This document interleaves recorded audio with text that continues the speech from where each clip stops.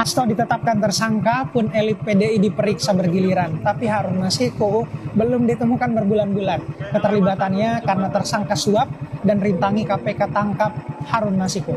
Meski sebelumnya dalam satu podcast Hasto juga sempat mengaku sudah mendapatkan kabar buruk bahwa dirinya dibidik oleh KPK untuk dijadikan sebagai tersangka.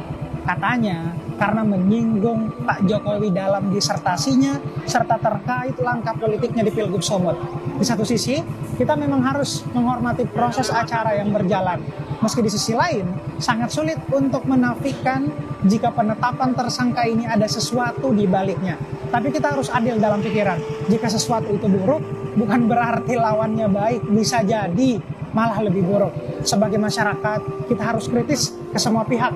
Jangan buta mendukung pihak tertentu. Semua tidak lepas dari kritik. Politik tidak harus membuat kita mendukung buta pihak tertentu. Tapi mungkin ada yang bertanya-tanya, di balik ini semua siapa yang menjadi dalangnya. Tapi apapun itu, saya selalu berdoa semoga KPK bukan pihak yang gampang ditekan.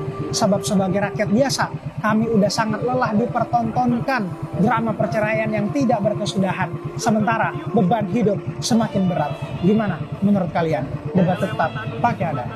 Saya lelah tapi tidak menyerah. Pilkada Kor gak akan ada lagi. Tapi puncak komedi ketika calon yang lucu-lucu itu tetap terpilih lagi.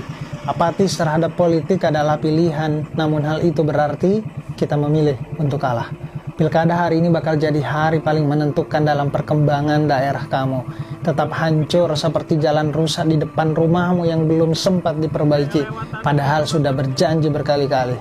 Mereka, pemerintah daerah atau yang terpilih nanti, sebenarnya sangat dekat dengan urusan sehari-hari. Kecuali pilih lapor Mas Wapres, itu pun kalau digubris. Temuan saya, dalam pilkada serentak ini, partai politik memang gagal melakukan filter calon kepala daerah. Ini juga alasan kuat kenapa proyek Rengas Dengklok kami galakan, tidak lain untuk menguji calon kepala daerah. Kami sadar proyek ini nggak menyeluruh, keterbatasan waktu dan tenaga jelas menjadi kendala kami. Namun hingga hari ini ada 14 calon kepala daerah di 6 daerah yang kami culik untuk diulik dan kita melakukan kontrak. Dimulai dari Bandung, Makassar, balik lagi ke Jawa Barat, terbang ke Banjarmasin, Semarang, hingga berakhir di Bengkulu dengan semangat kolektif. Proyek ini melibatkan total 1000-an golongan muda. Harapannya nggak ada lagi gap antara masyarakat dan calon pemimpinnya. Dan kalaupun terpilih, dapat ditagih kembali. Ini wujud aksi nyata kami untuk mendorong politik gagasan melalui public spare. Cukup bantu bagikan sebagai bentuk kepedulian. Gimana calon kepala daerah kalian? Ceritain dong pengalaman pilkada ini.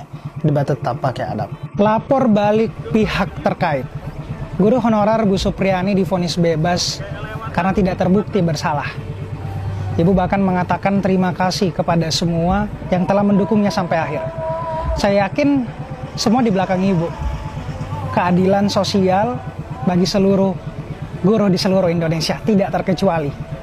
Meskipun guru tanpa kontrak atau seorang guru honorer, semua sama, tidak boleh dikriminalisasi. Usut tuntas, orang tua murid yang melaporkan, meskipun dia seorang aparat. Bupati yang melakukan somasi, sampai pihak aparat yang juga terlibat dalam proses penyidikan. Saya siap di belakang ibu untuk melaporkan balik kasus ini sampai nama ibu dipulihkan dengan baik sepenuhnya. Ini mencoreng nama baik seorang pendidik, seorang yang begitu mulia.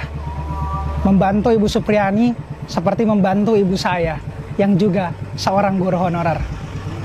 Selamat untuk ibu, dan saya rasa waktunya kita terus bersuara demi kesejahteraan guru dan keadilan untuk guru di seluruh Indonesia.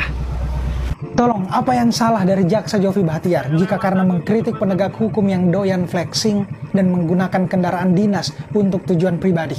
Bukankah tujuannya mulia? Kok malah dikriminalisasi dengan tuduhan yang tidak berdasar sama sekali?